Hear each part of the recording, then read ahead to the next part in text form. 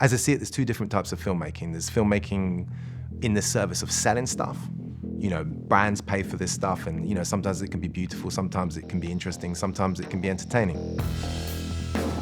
And then there's filmmaking, whether it be documentary or fiction, which is to try and make sense of the world around us, to help us understand what it is to be human. Unfortunately, I spent most of my career making the former, you know, content paid for by brands to sell stuff.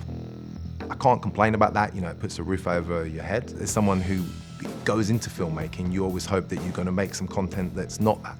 You hope that you're going to tell stories which need to be told and don't, you know, are not there just to sell something. I do quite a lot of niche work within the beauty industry, specifically hair. Through that, I got an opportunity recently to make a series of films within the hair space, but at the completely other end of the spectrum, nowhere near product.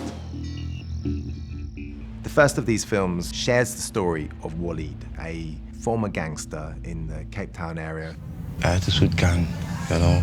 You have to stab someone to be recognized, to be respected. Who, through barbering, is able to hopefully leave, you know, an incredibly violent past behind and sort of provide for his family. And in some ways, this is the ultimate hair story. Never stop doing what I do best.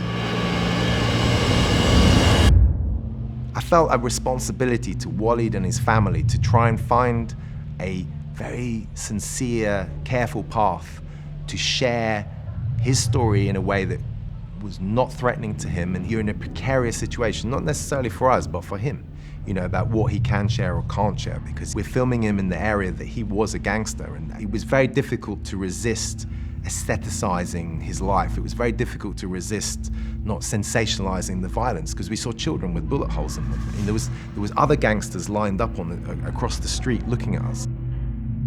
Because of the kind of ethical dilemma of this, I wanted a very sincere, simple frame. About 80% of the film was shot with a 50 on the large format sensor, and if I could have shot all of it that way, I probably would have.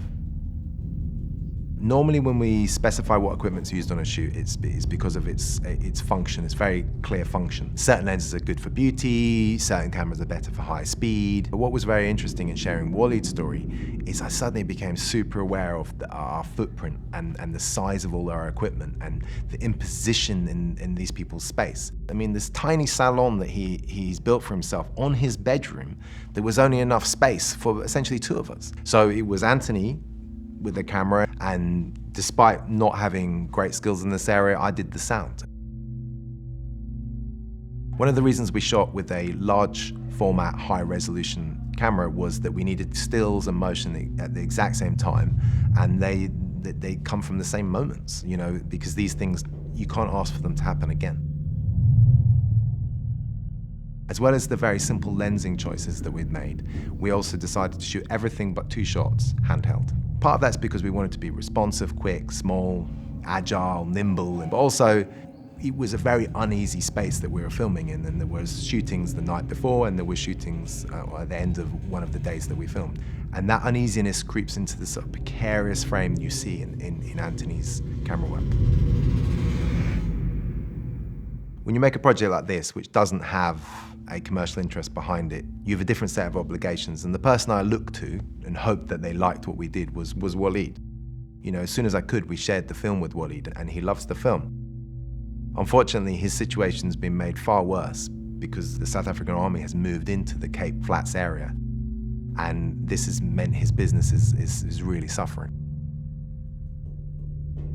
It's a very sobering realization that as much as you try and do something good with a film, the bigger political landscape is dominant.